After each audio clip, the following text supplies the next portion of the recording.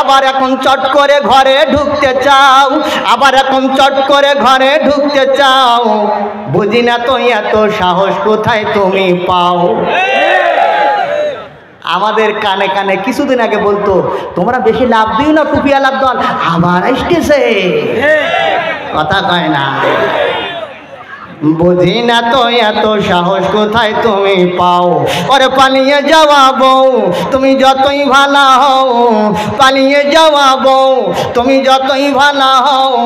বই জাগে সিংহাসনে তুমি আমার নও। দাদার বাড়ি, চাচার বাড়ি, নানার বাড়ি, খালার বাড়ি, আমার টাকায় তৈরি করছো অট্টালিকা গাড়ি বাড়ি।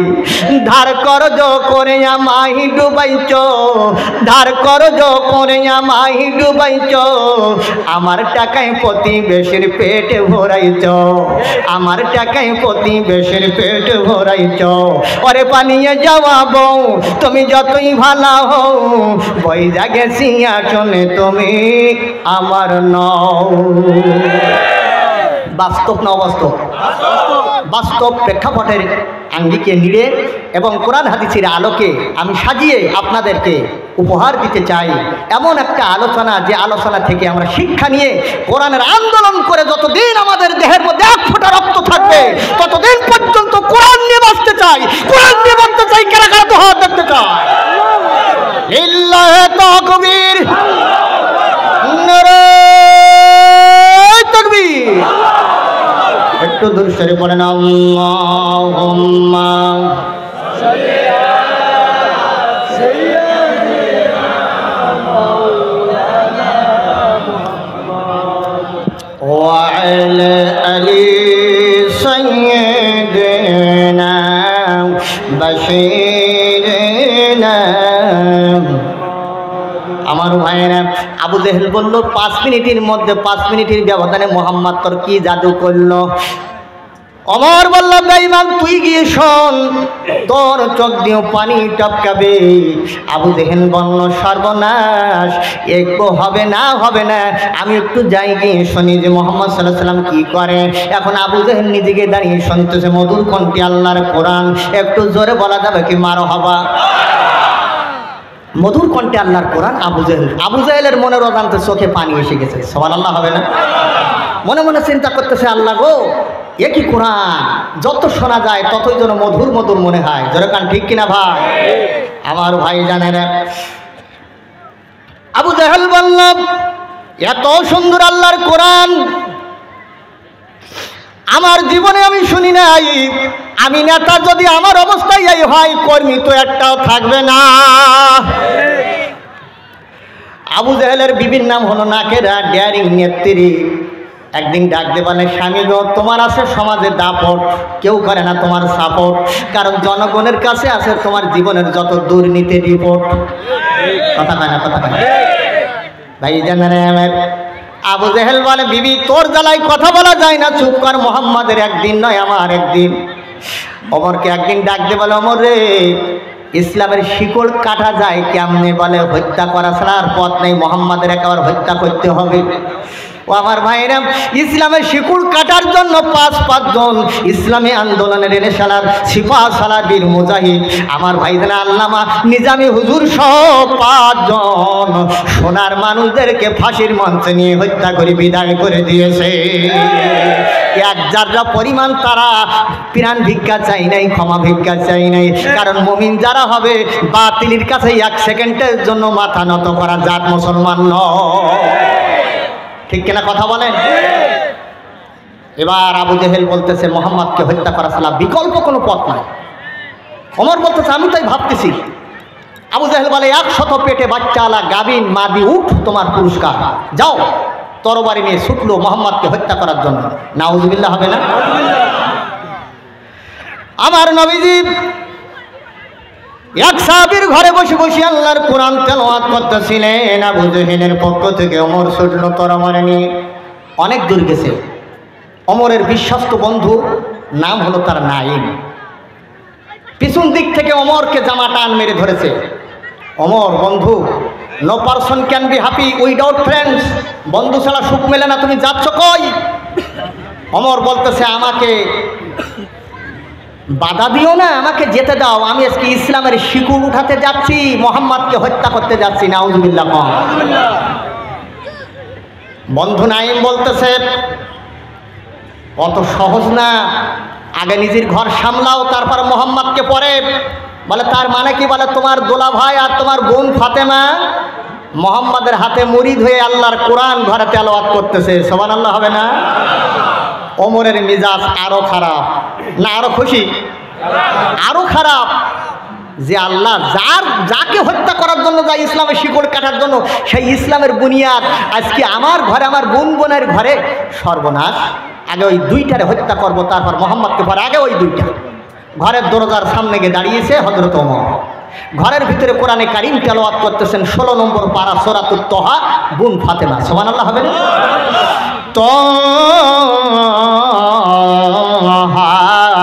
মা আনজালনা আলাইকাল কুরআনা লিতাশকা।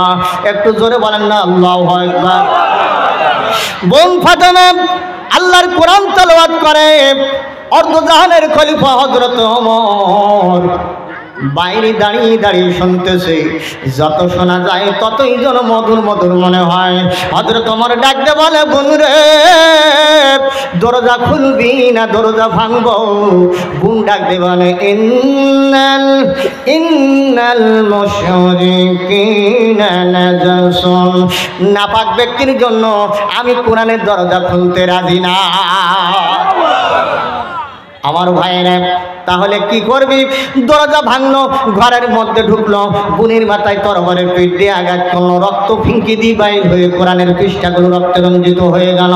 ও আমার ভাই জানেরা, রক্ত মাখা কোরআনের পৃষ্ঠার দিকে তাকায়, আরেকবার বোনের চেহারার দিকে তাকায়, ডাকতে বলে, বোন রে, তোরে মারার পরে আমি দারুণ অনুতপ্ত হয়েছি রে বোন, জীবনে অন্যায় করেছি, না না না না আর করব না রে বোন, আমাকে মাফ করে দে বোন রে, কোরআনের পৃষ্ঠাকে আমার কাছে দেওয়া যায়। বোন ডাকতে বললো, না না দেওয়া যাবে না, কারণ নাপাক ব্যক্তির হাতে আল্লাহর কোরআন উঠাই দেওয়া যাবে। তাহলে পবিত্র কেমনে হওয়া লাগে? বলে উজু করা লাগবে, গোসল করা লাগবে। বলে আমি আর রাজি। সুবহানাল্লাহ। উজু করলো, গোসল করলো, ডাকতে বললো, বোন আর দেরি নয়, আমাকে এই মুহূর্তে নিয়ে চলো রাহমাতাল লিল আলামিনের দরবারে। একটু জোরে বলা যাবে কি মারহাবা? আপনি রাসূল আমার জীবনের জীবন, রহমাতাল লিল আলামিন, আপনি উম্মতের জামিন, আপনি হইলেন নির্ধনের ধন, দয়ার নবী আল্লাহর নবী গো, আপনি রাসূল আমার জীবনের জীবন। ওই না দেখিয়া আপনার মুজিজা, ধন্য হইলেন বিবি খাদিজা, সপে দিল তার জীবন জৈবন। আল্লাহু আকবার। রাসূলের দরবারে গিয়ে হাজির রাসূলুল্লাহর চাচা রাইসুল মুফাসসিরিন হযরত ইবনে আব্বাস। তিনি দূর থেকে দেখে বলতেছেন, হুজুর ওই দেখেন কাফের এসে গেছে তরবারি হাতে, ওর মন্তব্য মতলব ভালো না। আমার নবী ডাকতে বলেন, ও চাচা, আপনারা যা দেখেন আমি তা দেখি না, আর আমি যা দেখি আপনারা তা দেখেন না। আপনারা দেখতেছেন ওমর আসতেছে হত্যা করার জন্য, আর আমি নবী যেন দেখতেছি ওমর আসতেছে ঈমান গ্রহণ করার জন্য। নাও তোমার প্রেম দাও আপন করে নাও, এই অন্তর পড়ে মরে মাওলা দেখা দাও না মোরে, ও মাওলা দেখা দাও না মোরে, খাঁচার পাখি উড়ে গেলে শূন্য খাঁচা পড়ে রয়,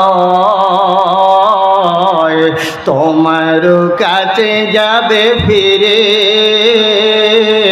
যদি ফিরে সবই কয় এই মাটির পিঞ্জিরা পচিয়া গলিয়া মাটির পিঞ্জিরা পচিয়া গলিয়া যাবে সে চিন্তায় মরে মাওলা দেখা দাও না মোরে ও মাওলা দেখা দাও না মোরে আল্লাহুম্মা। কারণ কাফের বেঈমান মুনাফিক যারা কোরআন ভালোবাসে না তারা, যার সন্তান যারা কোরআন ভালোবাসে না তারা অতুল্লিম বাদা জানিকা জানি। আল্লাহ বলে নবী গো, ও নবী তোমার পিছনে যারা নাক ছিটকায়, যারা কোরআন সহ্য করতে পারে না, ডাইরেক্ট জারুজ্জাত ডাইরেক্ট যার সন্তান ছাড়া তোমার পিছনে কেউ গরু খঞ্চিত করতে পারে না। আমার ভাইরা, কোরআন শুধু রসুল আর সাহাবীদের জন্য সীমাবদ্ধ ছিল না, সকলের জন্য। এই জন্য বুঝতে হবে এখনো যারা কোরআন পছন্দ করে না, ভালো লাগে না, নিঃসন্দেহে বুঝতে হবে ওদের জন্মে ভিজাল আছে। জোরে কথা কন, কথা ঠিক না বেঠি? ও আমার ভাইরা, এখন আসুন, আমার নবীজি কোরআন পড়ে কাবায়, আবু জেহেলের কলিজায় আগুন লেগে গেছে। আবু জেহেল সিদ্ধান্ত নিতেছে কেমনে মুহাম্মাদের গলা চেপে ধরা যায়, তাফসীর বন্ধ করতে হবে। বিগত স্বৈরা শাসক যেমন আমাদের গলায় আটকে ধরেছিল, ও আমার ভাইরা, আবু জেহেল আর স্বৈরা শাসক মিলাই নিতে হবে। ভাইজানেরা আমার নবীজি কাবায় কোরআন পড়ে মধুর কণ্ঠে। এইবার আবু জেহেল লোক তলাশ করতেছে, কে পারো মুহাম্মাদের গলা চেপে ধরে আল্লাহর কোরআনের আওয়াজকে স্তব্ধ করে দিতে হবে। কেউ সাহস করে না। হযরত ওমর দাঁড়িয়ে বলে, তখন ঈমান আনে নাই মুশরিক, দাঁড়িয়ে বলে, ভাই আবু জেহেল আমি পারবো মুহাম্মাদের গলা চেপে জিভ বাহির করে দিয়ে কোরআনের আওয়াজ বন্ধ করে দিতে। আপনারা বলেন তো দেখি পারবে কিনা? জোরে বলেন, পারবে না? এইবার আবু জেহেল এবার লোক পাঠিয়েছে। হযরত ওমর গুটি গুটি পায়ে গই যায়, আমার নবী কাবায় আল্লাহর কোরআন তেলাওয়াত করে। একটু জোরে বলা যাবে কি মারহাবা? আরো জোরে বলেন মারহাবা। কাবার সামনে গিয়ে দাঁড়িয়েছি, আমার নবী কোরআন পড়তেছে। ইযাস সামাউন ফাতারাত ওয়া ইযাল কাওয়াকিবুন তাসারাত ওয়া ইযাল বিহারু ফুজ্জিরাত ওয়া ইযাল কুবুরু বু'থিরাত। আল্লাহু আকবার। হযরত ওমর তন্ময় হয়ে শুনতেছেন, চোখের পানি মনের অজান্তে চোখের কোনা দিয়ে পানি গড়াচ্ছে, টপকাচ্ছে। সুবহানাল্লাহ হবে না? কোরআনের সুর বড় সাংঘাতিক, কোরআনের মায়াবী কণ্ঠ বড় সাংঘাতিক, ঠিক কিনা ভাইরা আমার?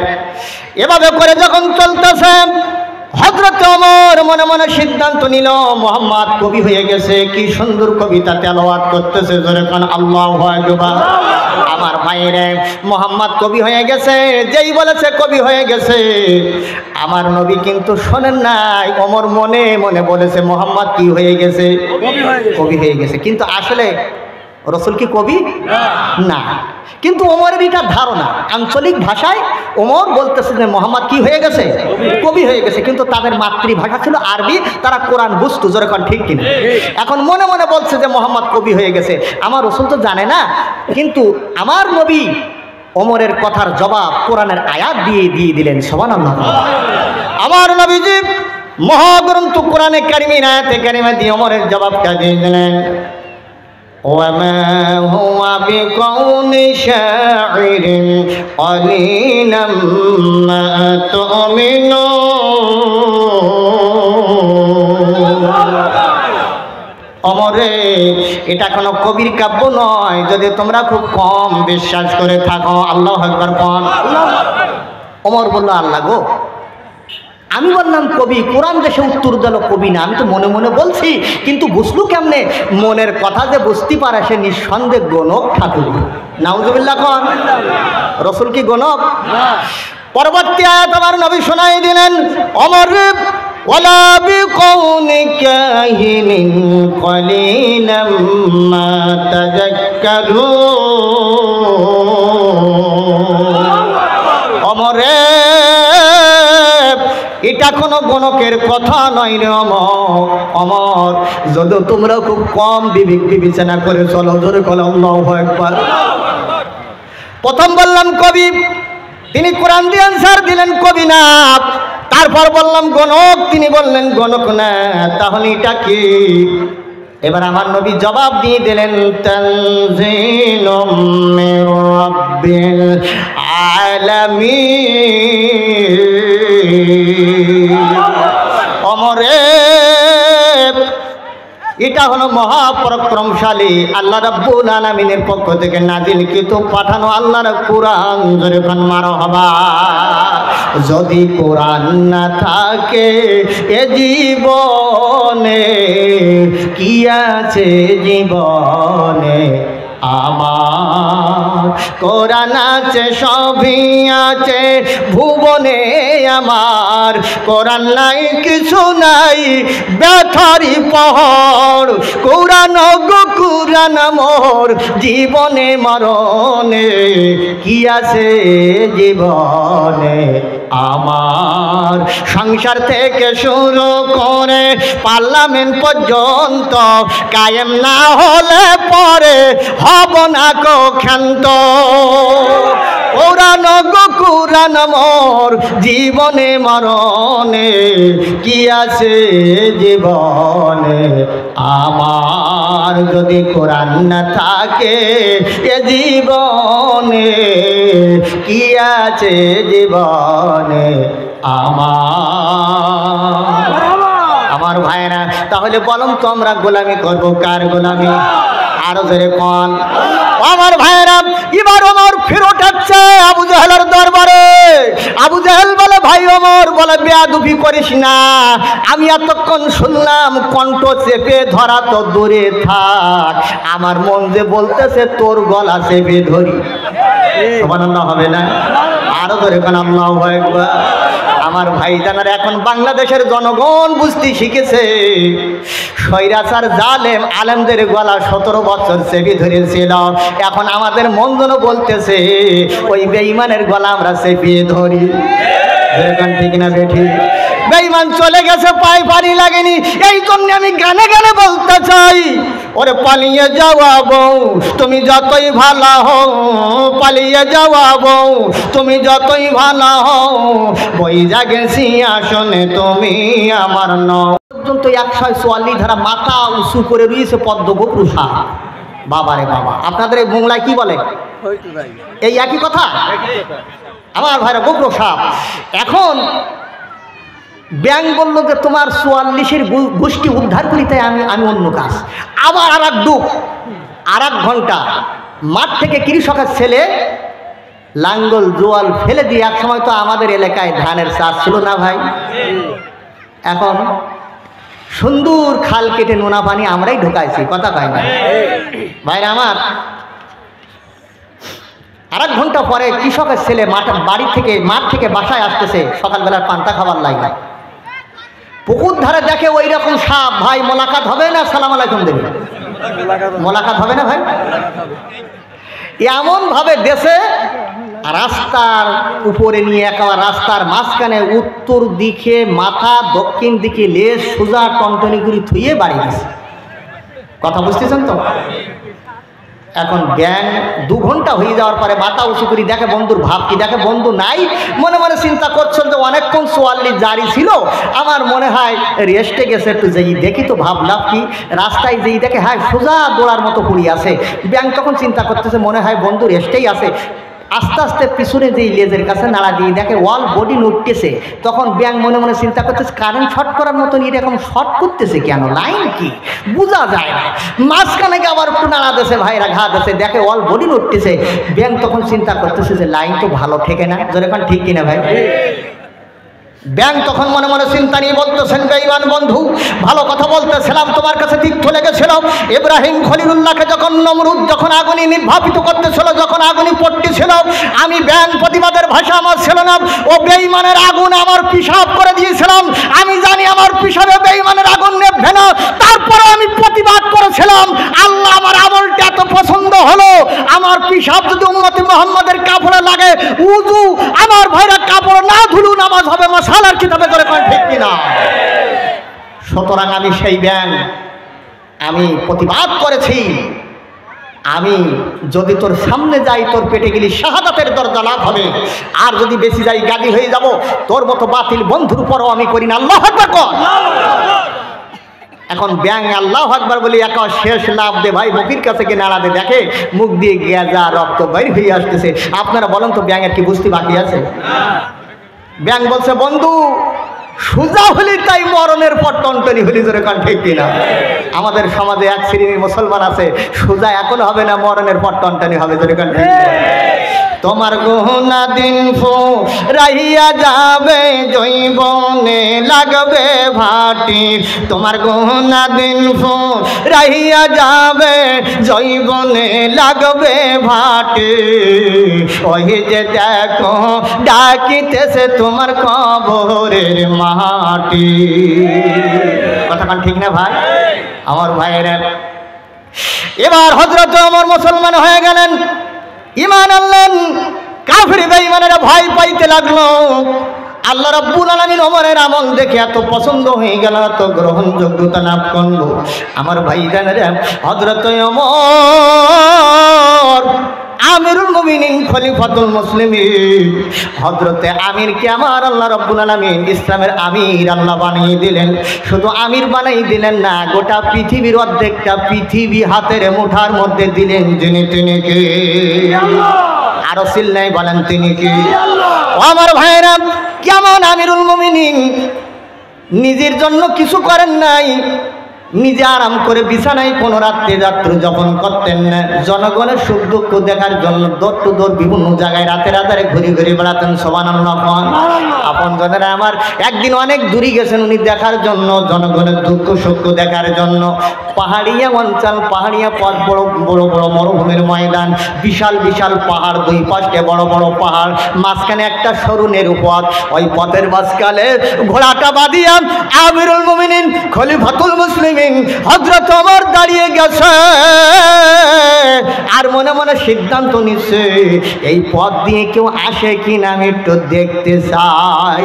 কোনো হাইজাগার, কোনো ছিনতাইকারী, কোনো সাদাবাজ, কোনো মাস্তান, কোনো গুন্ডা, কোনো হুন্ডা কেউ আসে কিনা একটু দেখবো। একটু জোরে বলা যাবে কি আল্লাহু আকবার?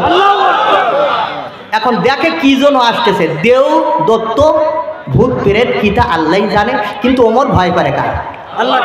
কালো কি জন্য আসতেছে, দুই পাশটা পাহাড়, মাঝখানে নেরু পথ, মানে সরু চিকন পথ। কথা বুঝতেছেন তো? ওই পথ দিয়ে আসতেছে, কি আসতেছে আল্লাহ জানে। এখন উনি দাঁড়িয়ে আছেন, কি আসতেছে আসুক দেখি। যে পথ দিয়ে উনি হাঁটতেন যাতেন ওই রাস্তার দিকে, মিস্টার ইবলিস শয়তান 40 দিন পর্যন্ত রাস্তা মুখ তাকাতো না। সুবহানাল্লাহ। এ সেই ওমর। কিছুক্ষণ পরে দেখলেন একটা মানুষের মতো দেখা যায়। আল্লাহু আকবার। উনি চিন্তা করতেছেন মানুষটি মহিলা না পুরুষ, নারী না পুরুষ, দেখি কি। কিছুক্ষণ পরে আরো কাছে আসলেই দেখলেন যে একজন নারী, একজন মহিলা। আল্লাহু আকবার। এত রাতে রাস্তায়, এই গভীর নির্জন নিভৃত এই পাহাড়িয়ার সরু নেরু পথের ভিতর দিয়ে এই মহিলার আনাগোনা, এ তো ভালো না। এই মহিলার ক্যারেক্টার, চরিত্র ভালো থাকার কথা না। উনি মনে মনে চিন্তা করতেছেন, মেজাজটা এত খারাপ হলো যে এই মহিলার পরিচয় আমার কাছে না দেওয়া পর্যন্ত এক কদম সামনে বাড়াইতে আগাইতে দেব না। এর পরিচয় দেওয়া লাগবে, কোথায় বাড়ি, কোথায় ঠিকানা, কোথায় ঘর। এত বড় বেয়াদব আমি রাষ্ট্রপ্রধান থাকতে এর সাহস দেশেকে আজকে আমার সামনে আজকে মোকাবেলা হবে। আল্লাহু আকবার। সামনে এভাবে দুহাত প্রসারিত করে বেঁধেছে। এ বেয়াদব মহিলা, বলো তোমার কি নাম, কোত্থেকে আসছো, তোমার কি পরিচয়? মহিলাও তেমন, কে গো যুবক, তুমি কে? আমার দিকে আঙ্গুল উত্তোলন করে কথা বলার সাহস তোমার কে দেশে? আর একবার যদি এইরকম আঙ্গুল উত্তোলন করে কথা বলতে দেখি, সকাল হলেই আমিরুল মুমিনিন খলিফাতুল মুসলিমিন হযরত ওমরের দরবারে ইফতিজিং এর মামলা করব। কথা কয় না, কথা কয় না আমার ভাইরা।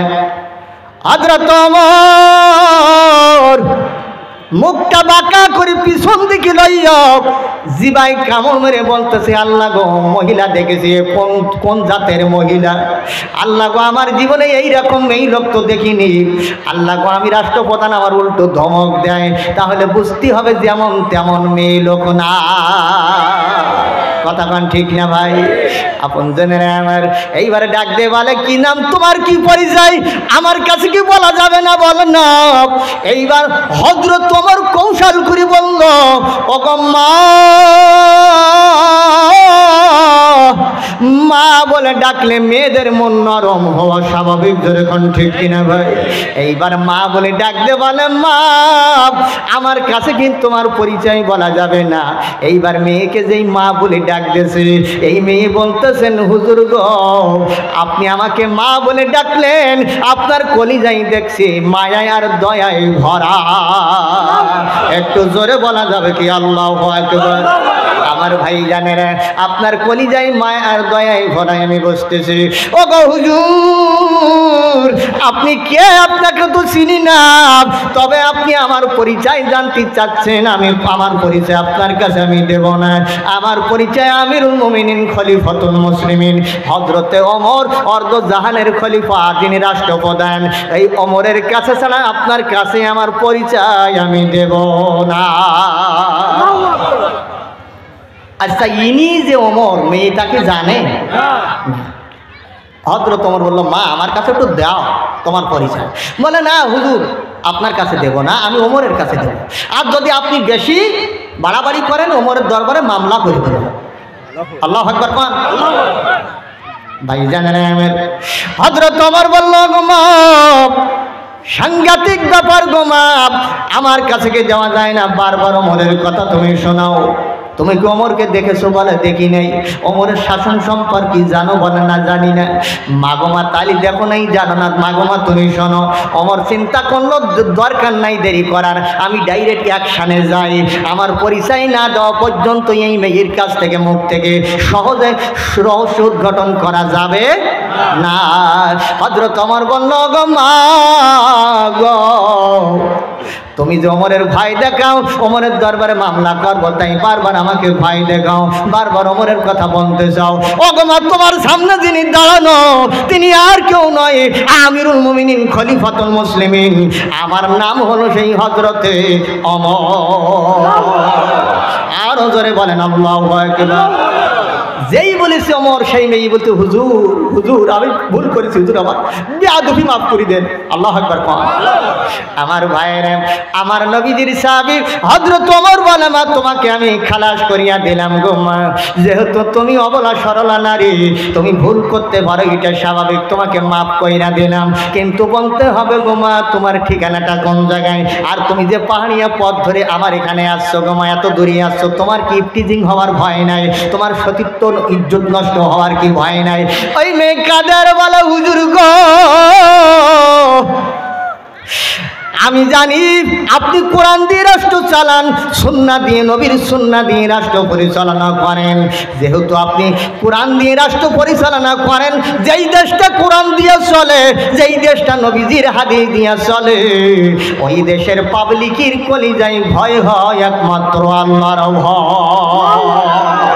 এই জন্য আমি জানি, যাদের কলিজায় আল্লাহর ভয় হয়, তাদের হাত দ্বারা কোনো নারীর সতীত্বের আঁচল ধরে তারা টান মারতে পারে না। এই জন্য তো আমি আপনার দেশে আসছি গো হুজুর। হুজুর গো, আমার পরিচয় আর কি দেব? হুজুর গো, আমার কি একটু জায়গা দেওয়া যায় না? হযরত ওমর বলে, মা, তোমার জায়গা দিতে চাই, তবে তোমার ঠিকানা আরো ভালো করে বলো। মেয়ে ডাকতে বলো, হুজুর, আমি যেমন তেমন ঘরের কোনো মেয়ে না, আমিরুল মুমিনিন খলিফাতুল মুসলিমিন হুজুর গো, আমার নানার নাম হলো রোম সম্রাট কাইসারের নাতনি। আমি যেমন তেমন ঘরের কোনো মেয়ে না, রোমের সম্রাট হলো আমার নানা ভাই কথা বুঝতেছেন তো? পরাশক্তি, স্বৈরাচার, জালেম শাসক। ভাইরা আমার নানা আল্লাহ ভালোবাসে না, কোরআন সহ্য করতে পারে না, নবীকে পছন্দ করে না। আমার নানা এত জালেম স্বৈরাচার সরকার। আমার নানা, আমার বয়স যখন 6 বছর বয়স, হুজুর 6 বছর বয়সে আমি ইমানের মালা গলায় পরে নেই। আমি ইমানের কলেমা পড়ার অপরাধে আমার নানা রোমের প্রশাসন দ্বারা আমার 2টা হাত বেঁধে মাথায় ডান্ডা বেড়ি লাগাইয়া রোমের জেলখানায় আমাকে লইয়া, একদিন নয় 2 দিন নয় 12 বছর রোমের জেলখানায় আমি জেল খাটতেছি। গতকাল মাগরিবের নামাজ বাদ আমার জেল খাটা শেষ হয়ে গেছে। হুজুর গো, এই কারণে আমি আর জালেম স্বৈরাচার সরকার ওই বেঈমানের দেশে আমি থাকতে চাই না। আমি আপনার দেশে আসছি কারণ আপনি কোরআন দিয়ে এই দেশটা চালাইতেছে। কষ্ট হচ্ছে না তোমার? এখন এই কথা যেই বলেছে, হুজুর আমার কি একটু জায়গা দেওয়া যায় না? হযরত ওমর বলল, মা ইসলাম কাউকে জায়গা দেয় না, ইসলাম মানুষকে প্রতিষ্ঠিত করে দেয়। মা গো মা, আমি তোমাকে প্রতিষ্ঠিত করে দেওয়ার চাই। মেয়ে ডাকতে বলা, হুজুর সেটা কেমনে হবে? তাই হযরত ওমর বলে, মা ভালো একটা ছেলে দেখে তোমার বিয়ে শাদী দেব। 12 বছর জেল খেটেছো, 6 বছর বয়সে ঈমান এনেছো, 12 বছর কত হয়? 18 বছর বয়স মা তোমার রানিং চলে, বিয়ে করার বয়স তোমার হয়ে গেছে। ওগো মা, ভালো একটা ছেলে দেখে তোমার বিয়ে দেব। মা তুমি কিছুদিন যেতে না যেতে সন্তান সম্ভব বা মা হয়ে যাইবে, তোমার সন্তান দুনিয়ায় আসবে, তুমি মা হবে, পৃথিবীর কেউ তোমার ধাক্কা দিয়ে তাড়াইতে পারবে না, তুমি মা হবে। হুজুর ছেলে পাবেন কোন জায়গায়? ডাক দে বলে, মা